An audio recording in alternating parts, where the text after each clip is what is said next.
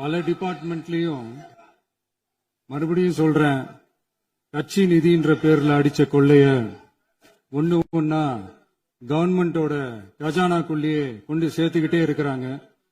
இப்பவும் சொல்றேன், மக்கள் பணத்துல இருந்து ஒரு பைசா கூட தொடமாட்டோம், தொடவும் விடமாட்டோம், தொட்டா விடமாட்டோம், இதுக்கு முன்னாடி தொட்டவங்களையும் விடமாட்டோம்.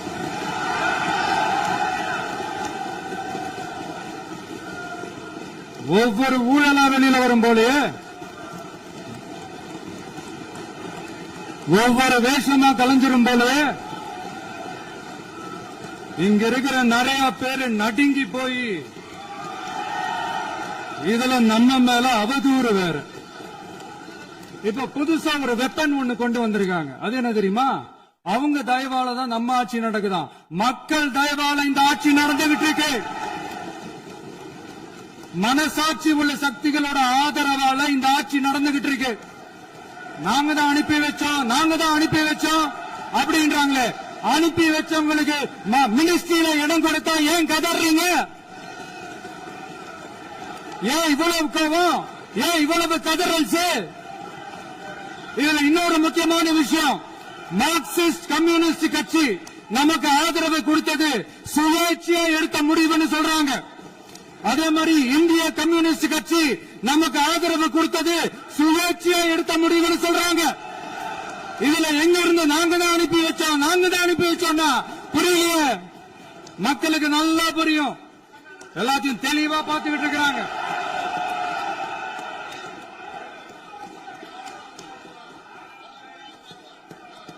முதலமைச்சர் கண்டினியூ பண்ணலாம். மாண்பு முதலமைச்சர்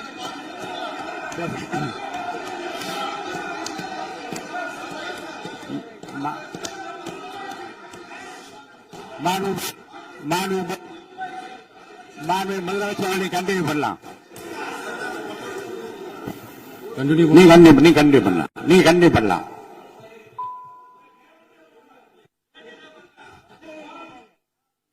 இந்த சமூக நீதி அரசுன்னு சொல்றவங்களை பார்த்து கேட்கிறேன், நம்ம பட்டியலின சகோதரர்களுக்கு எத்தனை அமைச்சர் பதவி கொடுத்தீங்கன்னு கொஞ்சம் சொல்ல முடியுமா?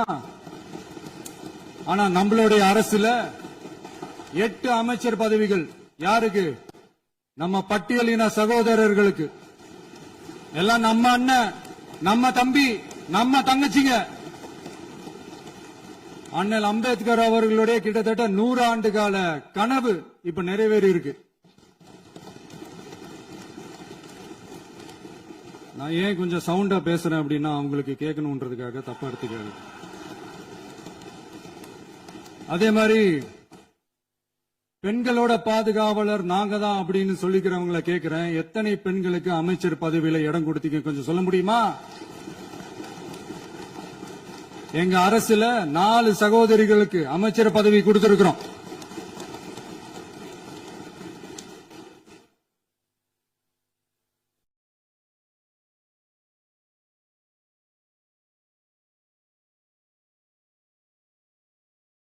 அதனால மக்களால் நிராகரிக்கப்பட்டு மக்களால் அகற்றப்பட்டவங்களுக்கு ஒண்ணு சொல்லுகிறோம், தப்பே செய்ய மாட்டோம், ஊழலே செய்ய மாட்டோம், நேர்மையா தான் இருப்போம், நியாயமா தான் இருப்போம் அப்படின்னு சொல்றவங்களால மட்டும்தான் கூட்டணி ஆட்சி அமைக்க முன்வரும். ஆட்சியிலையும் பங்கு, அதிகாரத்திலையும் பங்கு கொடுக்க முன்வரும். ஊழல்லையே ஊறி போனவங்களால இந்த கூட்டணி ஆட்சியோ, ஆட்சியிலையும் பங்கு, அதிகாரத்திலையும் பங்கு கொடுக்க முன்வராது. மெஜாரிட்டி இருந்தாலும் தரமாட்டாங்க, மெஜாரிட்டி இல்லனாலும் தரமாட்டாங்க. கேட்டா ரெடிமேடா ஒரு பதில் ஒண்ணு வச்சிருப்பாங்க, கூட்டணி ஆட்சியை மக்கள் விரும்ப மாட்டாங்கன்னு. அதே மக்கள் தான் இப்ப அவங்கள பார்த்து சிரிக்கிறாங்க. நான் பதவி ஏத்த அன்னைக்கு கொஞ்சம் டைம் அவகாசம் கேட்டேன். எதுக்கு கேட்டேன்? நிதி நிலைமை எல்லாம் கொஞ்சம் மோசமா இருக்குது, அதெல்லாம் கொஞ்சம் சரி செஞ்சுக்கிட்டு படிப்படியா கொஞ்சம் கொஞ்சமா நான் கொடுத்த வாக்குறுதிகள்லாம் செயல்படுத்துவேன், அதுக்காக கொஞ்சம் டைம் அவகாசம் கேட்டேன். நான் ஏதோ வேற எதுக்காகவோ வேற யாருக்காகவோ ஏதோ அவகாசம் கேட்ட மாதிரி. அடுத்து இங்க சபையில இல்லாதவங்களை பத்தி பேச வேண்டாம்னு நினைக்கிறேன்.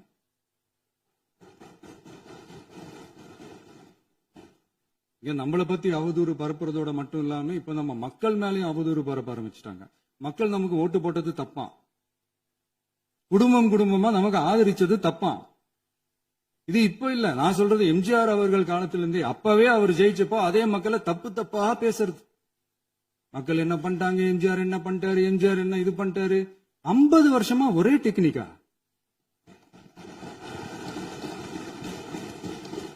டெக்னாலஜி எல்லாம் மாறி வேற எங்கேயோ போயிட்டு இருக்கு பஸ். இதுல கொஞ்சம் டெக்னிக்காச்சும் கொஞ்சம் மாத்தினா கொஞ்சம் நல்லா இருக்கும். அதனால மக்களுக்கு யூஸ்ஃபுல்லா இருக்கிற மாதிரி இந்த ஆக்கப்பூர்வமான கருத்துக்களோ ஆக்கப்பூர்வமான யோசனைகளோ இருந்தா சொல்லுங்க. அதை நாங்க டெஃபரெண்டா எடுத்துக்கிறோம். ஆனா அதை விட்டுட்டு இந்த நக்கலு நையாண்டி சம்பந்தம் இல்லாத பேச்சு இதெல்லாம் பேசிட்டு அப்புறம் முதல்வர் பதில் சொல்லல, முதல்வருக்கு பதில் சொல்ல தெரியல அப்படின்னா அப்புறம் என்ன சோஃபா மாடல் ஆட்சியா? அது என்னன்னு புரியறதுக்கு எனக்கு ரொம்ப நாள் ஆச்சு. இந்த சோஃபா செட்டு, டேபிள் சேரு, டீபாய், பர்னிச்சர் பிசினஸ் எல்லாம் வேற வெளியில போய் பண்ண சொல்லுங்க. அப்படி அந்த பிசினஸ் தான் பண்ணணும்னா நிறைய பிசினஸ் பண்ற மாதிரி வெளியில போய் பண்ண சொல்லுங்க. இங்க சட்டசபைக்குள்ள வேணாம். அதனால ஆக்கப்பூர்வமான கருத்துக்கள் இருந்தா சொல்லுங்க. டெஃபினட்டா அது சரியா இருந்தா நாங்க ஏத்துக்கிறோம். எனக்கு ஒரு குட்டி கதை ஒண்ணு ஞாபகம் வருது, சொல்லாமா? ஒரு ஊர்ல ஒரு பெரியவர் வெயில் ரொம்ப ஜாஸ்தியா இருக்குன்னு சொல்லிட்டு கண்ணுக்கு மேல கை வச்சுக்கிட்டு இப்படி சுத்தி முத்தி தேடிக்கிட்டு இருந்தாராம். அப்ப கூட இருந்த ஒரு சின்ன பையன் என்ன தேடுறீங்க அப்படின்னு கேட்டானா. அதுக்கு அந்த பெரியவர் சொன்னாரா, அது ஒண்ணு இல்ல தம்பி, உங்க அப்பா இங்கதான் இருப்பாருன்னு சொன்னாங்க, அதான் தேடிக்கிட்டு இருக்கேன். எங்க உங்க அப்பாவையா காணோம்?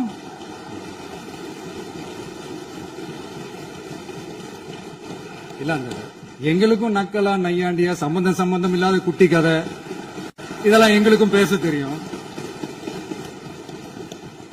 அந்த கதையில பெரியவர் அப்படி சொன்னாராம், தப்பா எடுத்துக்காதீங்க. அந்த கதையில பெரியவர் அப்படி கேட்டாராம். அதனால யாரும் இங்க டென்ஷன் ஆக வேணாம். அதனால இன்னொரு இந்த என்னுடைய உரையை முடிக்கிறதுக்கு முன்னாடி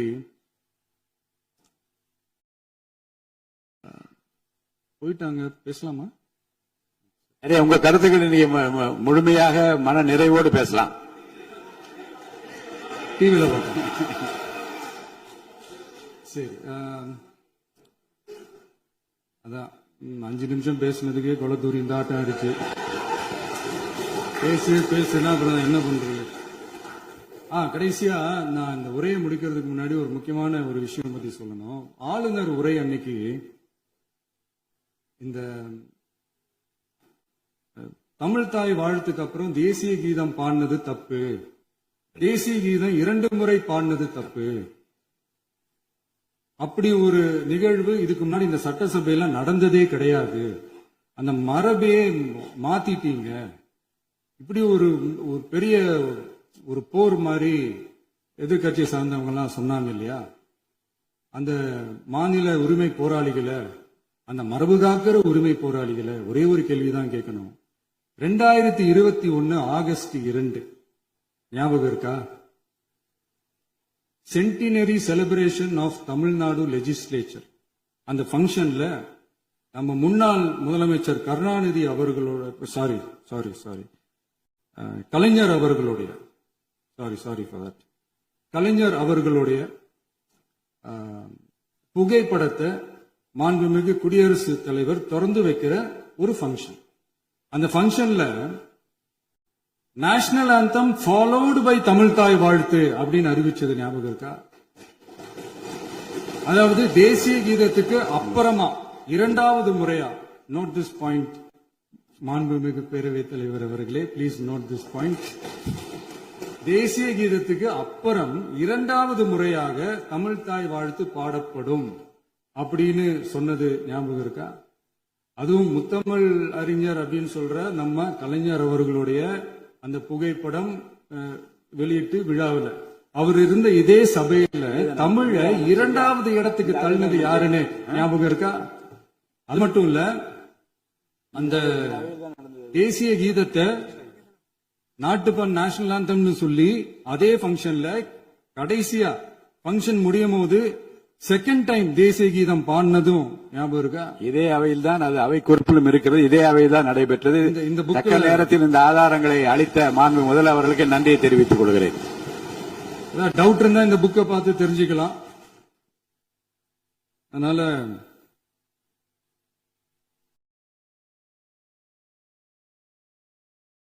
கேட்டா என்ன சொல்லுவாங்கன்னா, அது ஜனாதிபதி கலந்துகிட்ட ஃபங்க்ஷன், அதெல்லாம் அப்படிதான், அதெல்லாம் கண்டுக்க கூடாது அப்படின்னு சொல்லுவாங்க. இதே மாதிரிதான் பேசுறது ஒண்ணு, செய்யறது ஒண்ணு, செய்யறது ஒண்ணு, பேசுறது ஒண்ணு. இதெல்லாம் மக்கள் பார்த்துக்கிட்டு இருக்காங்க. எலெக்ஷனுக்கு முன்னாடி தான் அப்படி செஞ்சுக்கிட்டு இருந்தாங்க. இப்ப எலெக்ஷனுக்கு அப்புறம் அதே தான் செய்யறாங்க.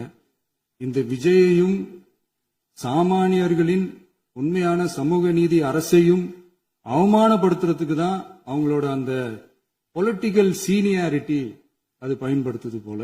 சரி, செய்யட்டும் செய்யட்டும், நல்லா செய்யட்டும். இப்ப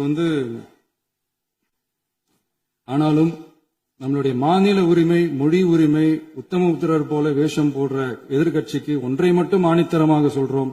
உங்களை மாதிரி தமிழ்னு சொல்லிக்கிட்டு, மொழி, பண்பாடு, கலாச்சாரம்னு சொல்லிக்கிட்டு ரெட்டை வேஷம் போடுறவங்க நாங்க கிடையாது. உலகெங்கும் வாழும் என் தமிழ் சொந்தங்களுக்கு நம்முடைய உத்தரவாதம் தமிழ் தான் எங்க உயிர் நாடி அப்படின்றத மறக்க மாட்டோம். இப்பவும் சொல்றோம், மாநில உரிமையில எப்பவும் உறுதியா இருப்போம். அதே சமயத்துல அரசியல் வேற, ஒன்றிய மாநில அரசுகளுக்கு இடையே இருக்கிற நிர்வாக அணுகுமுறை வேற. இதுல நாங்க ரொம்ப தெளிவா இருக்கிறோம். அதனால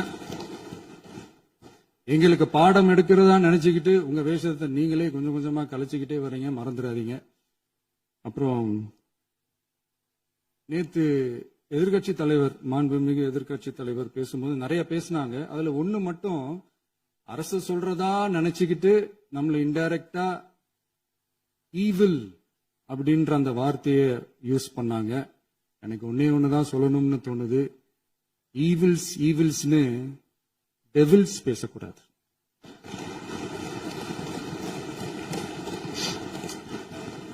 அவங்க இருந்திருந்தா ஒரு ஆக்ஷன் பண்ணணும்னு எனக்கு தோணுச்சு. எல்லாரும் போயிட்டாங்க.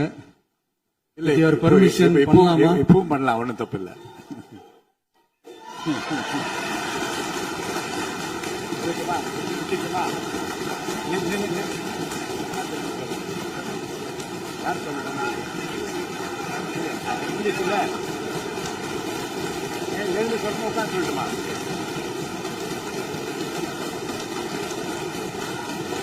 எதிர்கட்சியை சேர்ந்த எதிர்கட்சி தலைவர் உள்ளிட்ட மாண்புமிகு உறுப்பினர்களுக்கும் வணக்கமும் நன்றியும்.